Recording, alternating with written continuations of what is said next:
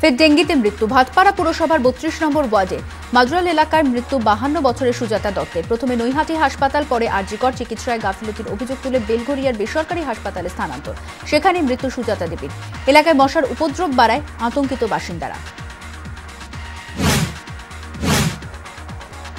দুর্গাপুরের পাণ্ডবেশ্বর রেলইয়ার্ডে যুবকের ঝলসে যাওয়া দেহ উদ্ধারে চাঞ্চল্য। মৃত ২৩ বছরের শেখ রবিলাল এলাকারই বাসিন্দা বলে দাবি।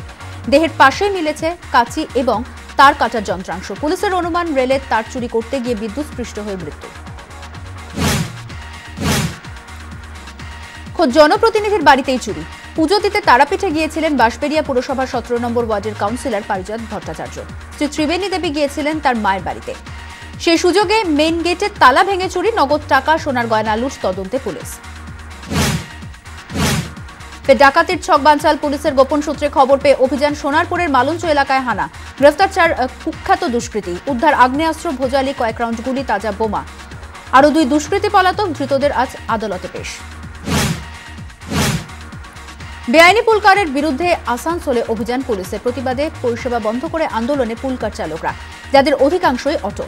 সমস্যায় পড়ুয়ারা। বিক্ষুব্ধ পুলকার চালকদের সঙ্গে কথা স্থানীয় তৃণমূল নেতাদের। ২৪ ঘন্টার খবরের চেয়ে হেলমেটবিহীন বাইক আরোহীদের তেল দেওয়ায় পশ্চিম মেদিনীপুরের বেশ কয়েকটি পেট্রোল পাম্পকে সতর্ক করল পুলিশ। No helmet, no petrol. এই নয়া নির্দেশিকা জারির পরেও জেলার বহু পাম্পে হেলমেট ছাড়া বাইক আরোহীদের পেট্রোল দেওয়ার অভিযোগ উঠছিল। ২৪ ঘন্টায় সেই খবর সম্প্রচারের পরেই তৎপর পুলিশ। কানের অস্ত্রোপচার সফল। ভালো আছে লালু, নিশ্চিন্ত বড়বাবু। স্বস্তিতে থানার কর্মীরা। কে এই লালু? হাওড়ার নিশ্চিন্দা থানার আইসি সঞ্জীব সরকারের পোষ্য। খুব ছোটবেলায় পথ দুর্ঘটনায় কোমর ভেঙে গিয়েছিল লালু। তাকে উদ্ধারের পর চিকিৎসা করে সুস্থ করে তোলেন বড়বাবু।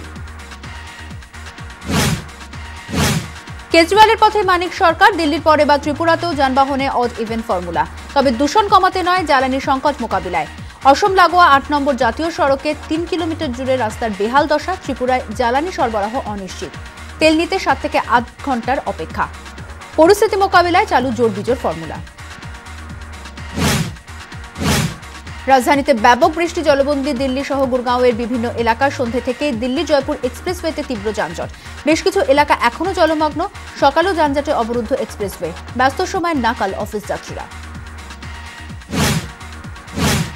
একটানা বৃষ্টি, বানভাসী অসমে মৃত বেড়ে ২১। ক্ষতিগ্রস্ত ১৯ জেলার ১৮ লক্ষ মানুষ। নষ্ট ২.৫ লক্ষ হেক্টর জমি। বন্যা কবলিত এলাকা পরিদর্শনে মুখ্যমন্ত্রী সর্বানন্দ সোনোয়াল।